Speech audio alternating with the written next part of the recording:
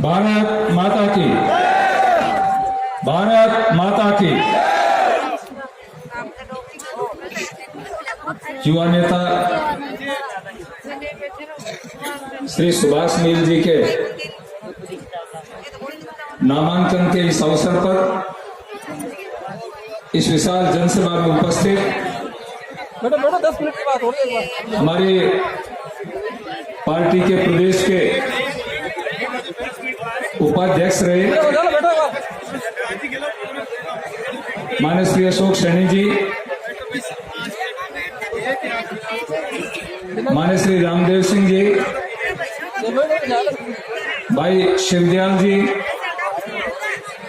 नेकीराम जी आर्य साहब और यहाँ के जो प्रभारी हमारे राष्ट्रीय नेतृत्व ने जिनको यहाँ भेजा और इस सुभाष जी की रिपोर्ट मेरे पास और प्रदेश और दिल्ली तक पहुंचाने वाले भाई आजाद सिंह जी नेहरा,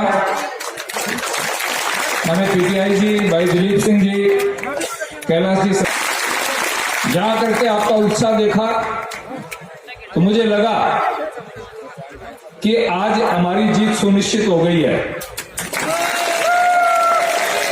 मैं आपसे एक बात कहना चाहूंगा, भारतीय जनता पार्टी ऐसी पार्टी है जहां बहुत लंबी पारदर्शिता के बाद में टिकट मिलती है। लगभग 2 साल से सर्वे चल रहे थे, कौन आदमी टिकट जीत सकता है। हमने बार बार नाम प्रस्तुत किए, 3-4 आदमियों का पैनल भी बना और मैंने उनके नाम लिए पार्टी के सामने। माने खैरवा साहब बैठे हैं, हमारे पूर्व विधायक बंसीधर जी भी उसमें शामिल थे, बलदेव खंडेला भी शामिल थे, मैंने दिलीप जी और कैलाश जी को उस पैनल में शामिल किया और भी कई लोगों को शामिल किया मैंने। पार्टी ने लगातार सर्वे करवाए और अभी 4-5 दिन पहले दिल्ली बुलाया। दिल्ली बुलाने के बाद माने राष्ट्रीय अध्यक्ष जी ने कहा, स्वामी जी आपने जो नाम दिए हैं हमने पूरा अच्छी तरह सर्वे किया है, इनमें से कोई भी आदमी टिकट नहीं निकाल पा रहा है, आप लड़ लो।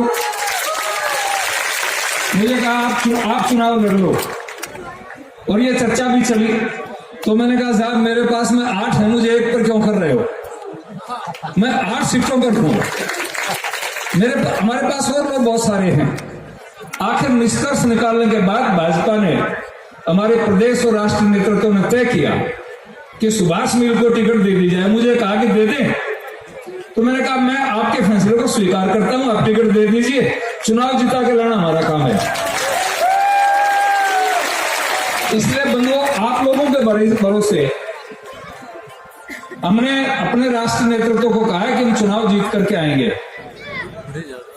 मैं आपसे 1-2 बात संक्षिप्त में कहना चाहूंगा, फिर सुभाष जी कहेंगे।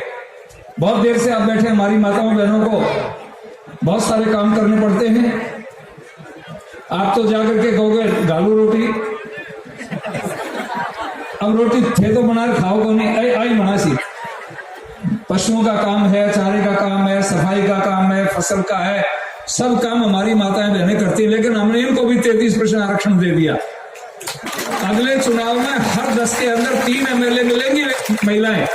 शाम के आटो आदमी, इसलिए बहुत से नेताओं की तो अभी धड़कन बढ़ जाएगी कि पता नहीं किसकी कटेगी। तो मैं इसलिए आपसे निवेदन कर रहा हूं बंधुओं, भारतीय जनता पार्टी एक ऐसी पार्टी है जिसने देश के लिए लड़ाई लड़ी है। माननीय प्रधानमंत्री नरेंद्र मोदी, मैं 96 से उनके साथ काम कर रहा हूं।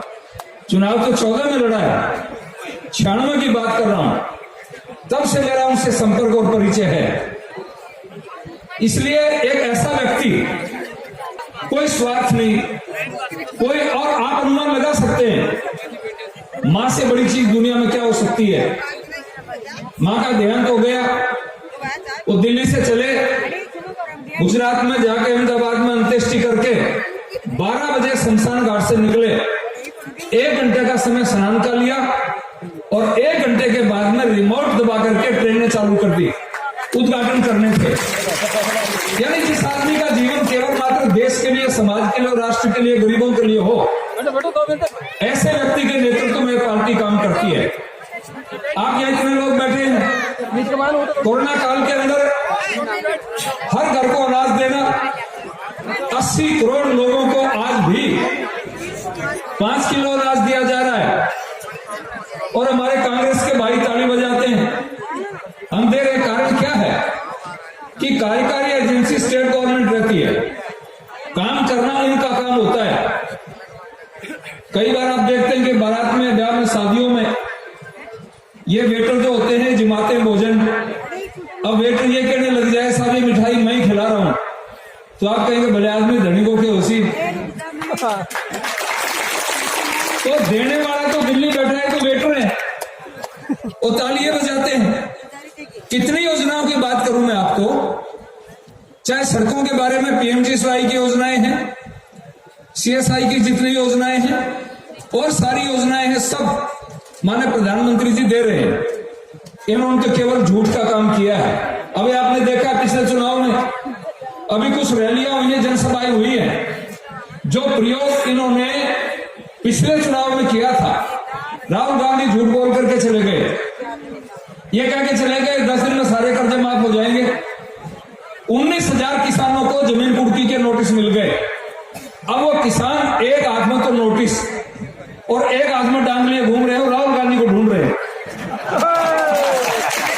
वो गठबंधन से, इसलिए दो पिछले चुनाव के अंदर वो प्रियंका को पकड़ लाए, अब प्रियंका गांधी को बुला रहे हैं। एक कारतूस तो फेल हो गया,